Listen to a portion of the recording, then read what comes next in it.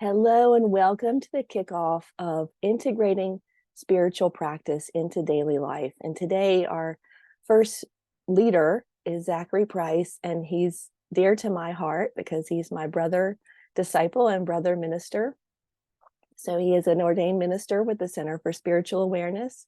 He lives in Valdosta, Georgia, and he does hold in-person meditations there and is available on Zoom for people outside that area.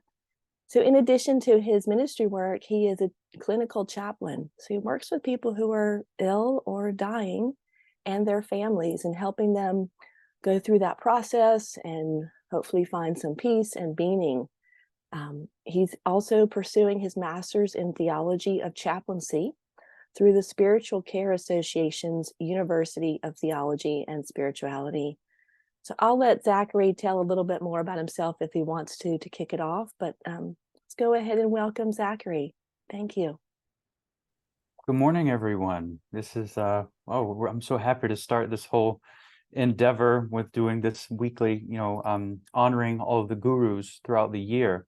And this, I think Lahiri Mahasaya was a fantastic one to get this kicked off with, as he is the first physical person we know of. And he started this whole movement. So, so as she said, my name is Zackary Price. I'm a new minister with the CSA, and so happy to be doing all this, and for all of us to be together doing this. Let's start off with a prayer. Let's go inside and find our center.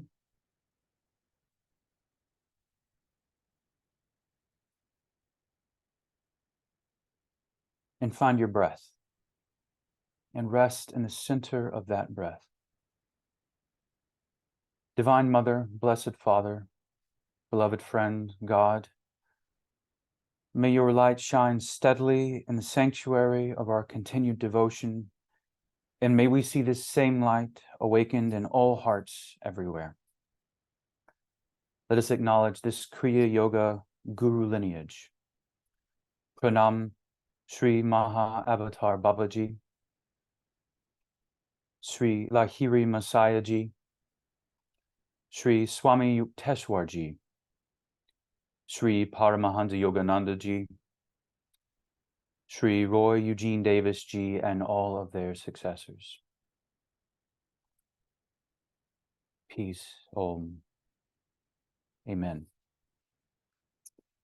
So, let's given we are celebrating Lahiri Mahasaya this week, I thought we would kind of kick it off with a short biography of Mr. Mahasaya. We all know him as Lahiri Mahasaya, but his full name actually is Shamacharan Lahiri Mahasaya. Lahiri was his last name, and so Shamacharan was his first name. Just like today, if we're gonna talk about someone in a formal way, we'll say Mr. Price or Miss Miller. We would say their last name. So that's kind of how we know him, is by his last name.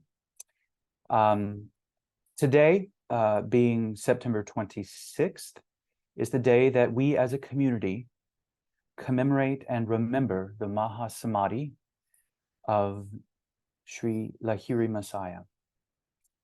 And in 4 days, on September 30th, we will be celebrating the anniversary of his birth, of his advent, of his coming into this world. He was born in 1828, and he passed in Mahasamadhi in 1895. These are very significant years.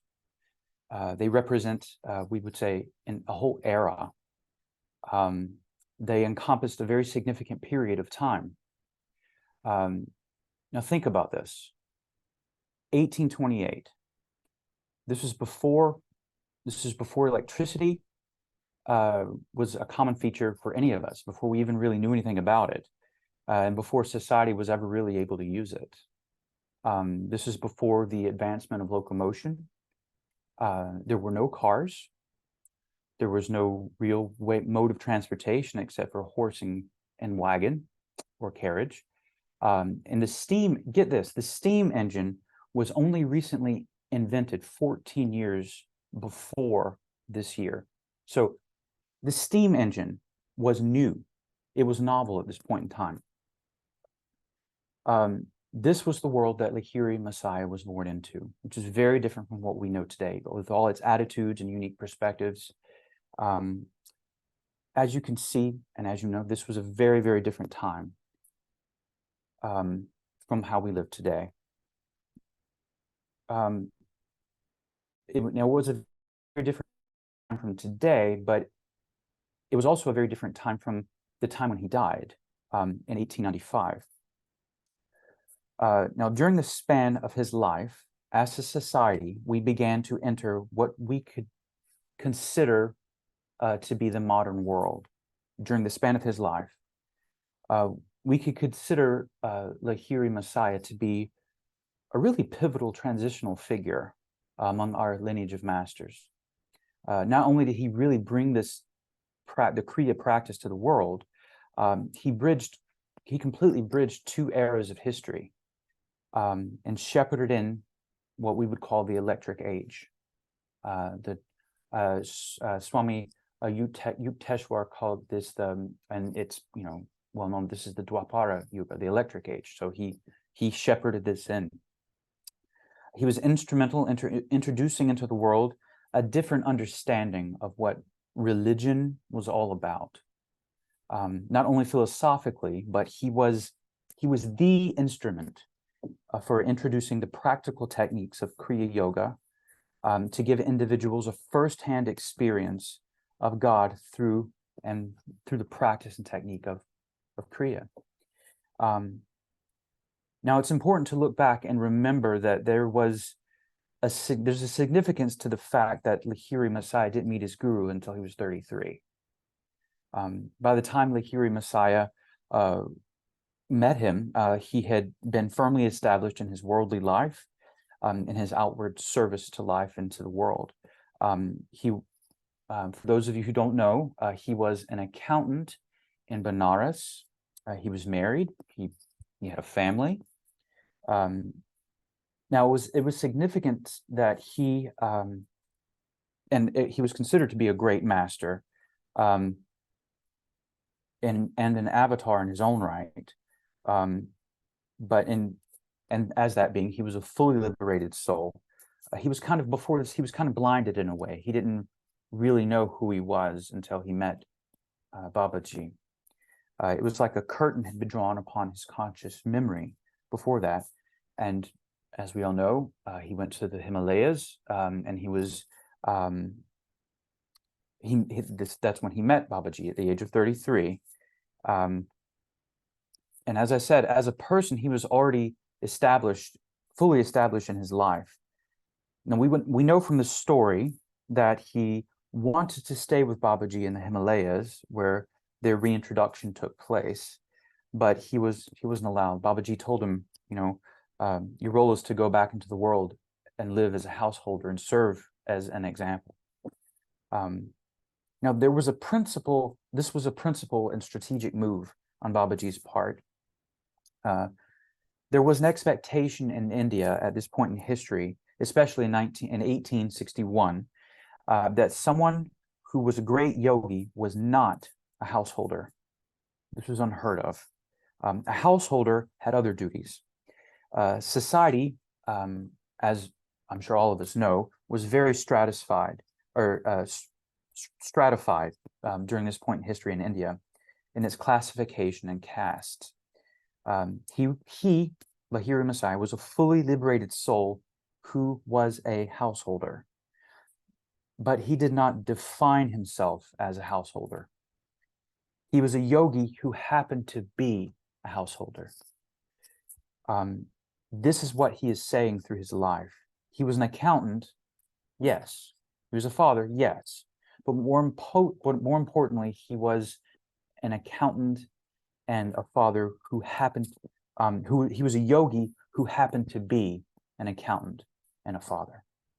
He was a yogi who happened to have all these various worldly duties in his life. This was the message that Lahiri Mahasaya was bringing to us into the world. He did not approach, nor was he in any particular religion in a traditional sense of the word, or in how he expressed himself in the world. No really concrete way. I mean, it was inwardly what he was inside that was primary. This was his core message. He taught his disciples and students, be who you are in life and spiritualize it. Be a yogi, practice Kriya, and through Kriya Yoga, spiritualize the situation in which you find yourself in life.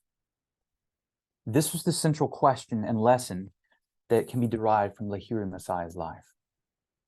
All boiled down into one point. One question, how can we expect to find God anywhere if we can't find him in the situation and in the circumstances in which he placed you, any of us? His message was, outward circumstances are not what define us. It is inwardly what defines us. Now, if we expand that thought, an accountant should continue his bookwork and his duties as an accountant. Be the best accountant he can be. A shopkeeper, a crop duster, a farmer. That is your dharma. Be that the best you can be. Be a yogi, in other words. What we do outwardly should be infused with the realization of unity through our Kriya practice. It is from there, from that place, that inward place, that we can be guided by God. When we make the decision to seek God first, that magnetism will guide your footsteps to the right course in everything you do. It is the inward commitment of the disciple or student that should be the focus. This is in alignment with the words of Christ. Seek ye the first the kingdom of heaven, and all else will be added unto you. The Lahiri Mahasaya personified that. And we, following his examples, are encouraged to do that. So, that's my biography of Lahiri Mahasaya. Thank you for listening. And from now until the end of this session, I'd like for us to sit together in meditation.